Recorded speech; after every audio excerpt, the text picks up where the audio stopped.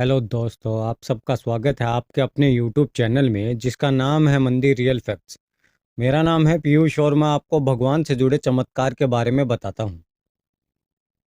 आज जो आपको प्रसंग बताने जा रहा हूँ वह है अमेरिका में रहने वाली निशा अग्रवाल जी का। निशा अग्रवाल जी भगवान के अनन्य भक्त हैं।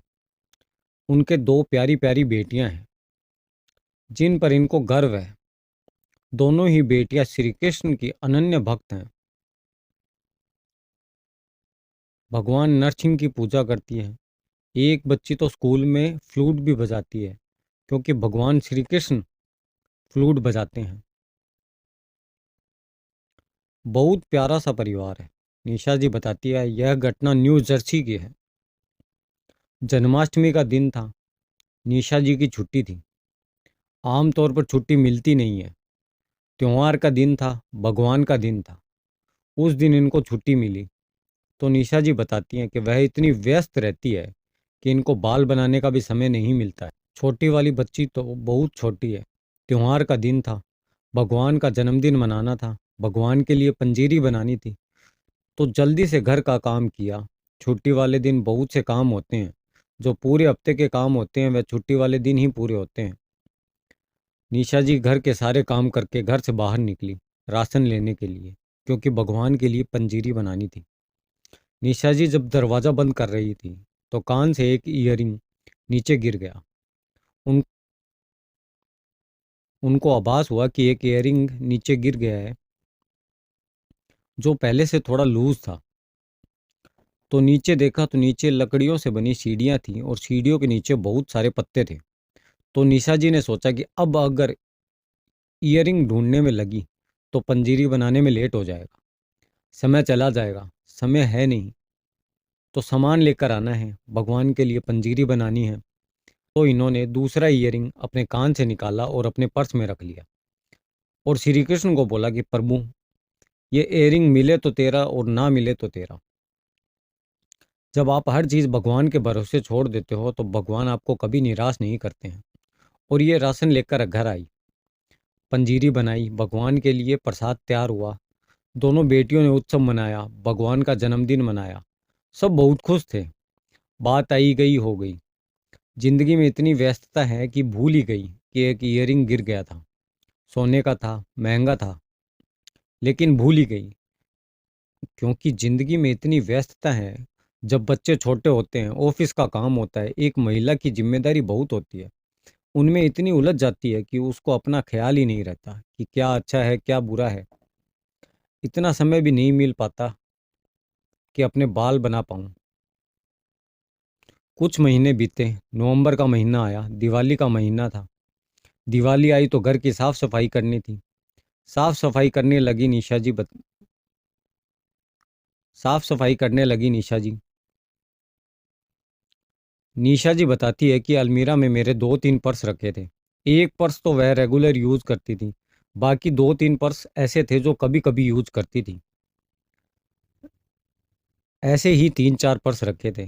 तो पर्स को देखने लगी तो पर्स में देखती है कि एक ईयरिंग रखा हुआ है, रेगुलर पर्स में रखा था। कि मैंने इसे अपने रेगुलर पर्स में रखा था तो इसमें कैसे आया। यह सोच कर निशा जी अपना रेगुलर पर्स खोलती है तो उसमें भी एक ईयरिंग रखा हुआ था और इसमें भी एक ईयरिंग रखा हुआ था। यह जो दूसरा पर्स था, इसमें जो ईयरिंग था वह ईयरिंग था जो गुम हो गया था, जो सीढ़ियों में गिर गया था, जिसको निशा जी ने खोजा नहीं था। निशा जी भावुक हो गई। निशा जी ने ठाकुर जी को याद किया, धन्यवाद किया। ठाकुर जी, मैंने तो कहा था कि मिले तो आपका और ना मिले तो आपका, सब मेरा सब कुछ ही आपका है। भावुक होकर रोने लगी, ठाकुर जी को याद करने लगी, धन्यवाद करने लगी निशा जी। निशा जी बताती है कि एक ऐसा अनुभव था जिसके गवाह मैं और मेरे ठाकुर जी ही थे। कैसे बताती किसी को, और कौन विश्वास करता मुझ पर। लेकिन दो लेकिन दोस्तों, मैं जानता हूं कि जो विश्वास करते हैं उनके ऊपर पल प्रतिपल चमत्कार होते हैं, हमेशा चमत्कार होते हैं। उसके बाद निशा जी बताती है कुछ दिन के बाद बहुत परेशान थी।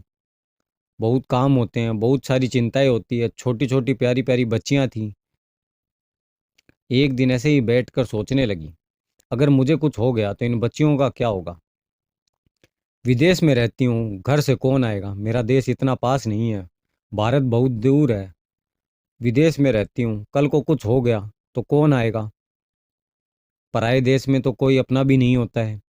बा, इन बातों को सोचकर परेशान हो रही थी, बार बार रो रही थी, ठाकुर जी को कह रही थी, ठाकुर जी आप मेरे परिवार का ख्याल रखना, मेरे बच्चों का ख्याल रखना। मुझे कुछ हो जाए तो मेरे बच्चों का ख्याल रखना। थोड़ी तबीयत खराब थी आज निशा। उसके बाद रात को वह अपने बिस्तर पर जाकर लेट गई। बच्चे भी सो गए थे। दिमाग अभी भी अशांत था कि कल को कुछ हो गया तो कोई घर से कैसे आएगा। दिमाग डाइवर्ट होता और बाद में घूम फिर कर वहीं चला जाता। सोच रही थी कि मेरा देश बहुत दूर है, वहां से कोई कैसे आएगा, वीजा लगेगा या नहीं लगेगा, पासपोर्ट तैयार होगा या नहीं होगा। ये सब दिमाग में चल रहा था।